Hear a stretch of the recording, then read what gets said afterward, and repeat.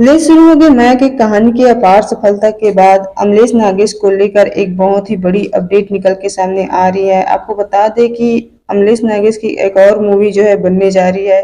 जी हाँ, मूवी का नाम है गुइया मूवी और मूवी जो है दिसंबर माह तक बनकर तैयार हो जाएगा। साथ ही आपको बता दें कि ले शुरू हो गई माया की कहानी सुपर डुपर हिट होने के बाद अमलेश नागेश को लेकर एक बड़ी मूवी गुइया मूवी बन रही है।